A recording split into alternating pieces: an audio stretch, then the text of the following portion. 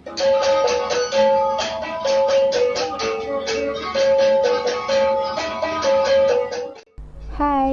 nama saya Natasha Azmira binti Masli. Sekarang saya akan menceritakan tentang latar belakang tarian Sumaranum.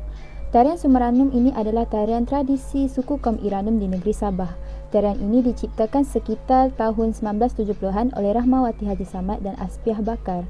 Rahmawati Haji Samad mendapat idea untuk menciptakan tarian ini bermula dari hasil pembelajaran muziknya. Pada asalnya, tarian ini dinamakan sebagai tarian Parinang yang diadaptasikan daripada ritual perubatan masyarakat Iranum.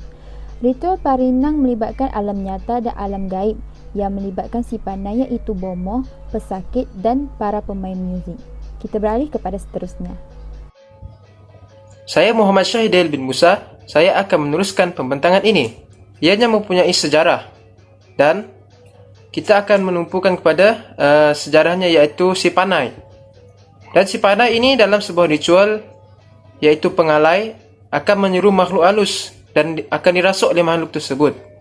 Kemudian dia akan mengelilingi pesakit yang dia ubat itu. Seterusnya tarian ini asalnya adalah namanya Ajung yang diambil daripada replika tarian Sabah dan namanya ditukar pada akhirnya iaitu tarian Sumaranum dan yang bermaksud dirindui atau yang dirindukan. Hai, nama saya Felicia. Saya akan membentangkan topik penari dan alat dan iringan musik.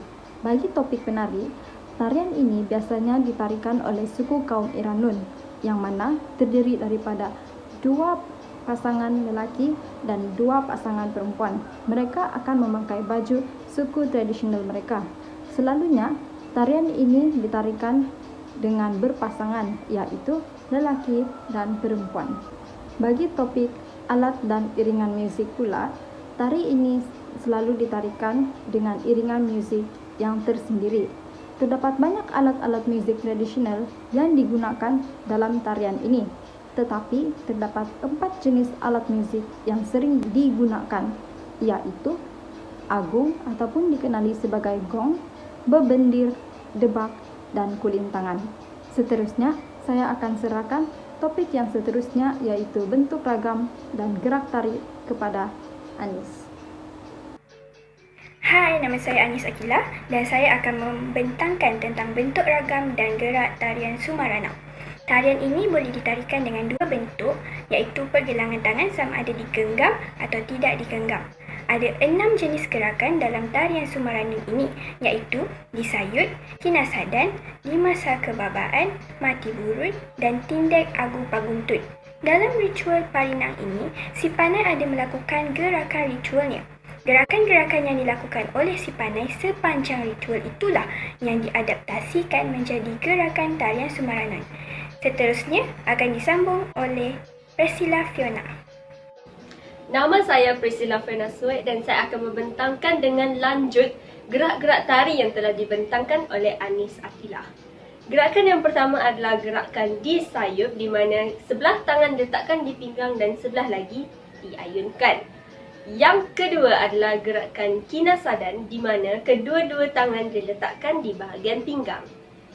Yang ketiga pula adalah gerakan limasa kababaan agu limasa puruan di mana sebelah tangan diangkat ke atas dan sebelah lagi diletakkan di bawah. Yang keempat adalah gerakan mati burun di mana kesemua penari membentuk satu bulatan dan perempuan akan duduk. Yang terakhir sekali adalah gerakan tindak agu paguntut di mana penari perempuan akan duduk sambil menari dan lelaki akan berdiri sambil menari. Seterusnya saya akan serahkan kepada Helena untuk menerangkan busana dan pakaian tradisi yang digunakan. Hai, nama saya Nalayan Nurugai dan saya akan membentangkan tentang pakaian ataupun busana yang dipakai semasa tarian Sumaranum. Baju lelaki dan wanita dipanggil sebagai sinipak, manakala leher pula dipanggil sebagai mandapun dan tali pinggang dipanggil sebagai bobotulan. Pada penari lelaki, aksesoris dipanggil sebagai sampin, tinabau, ataupun perhiasan kepala. Manakala seluar dipanggil sebagai seluar maines. Manakala untuk wanita pula, mahkota dipanggil sebagai sisipin, kain panjang dipanggil sebagai malong, dan props yang digunakan adalah anjing.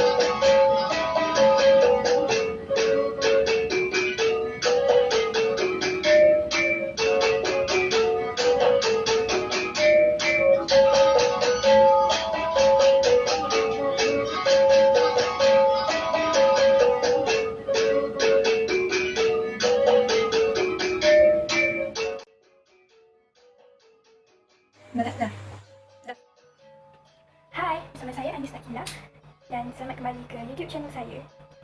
Itu kan? Ingat kan? Bukan, depan sikit. Depan ni.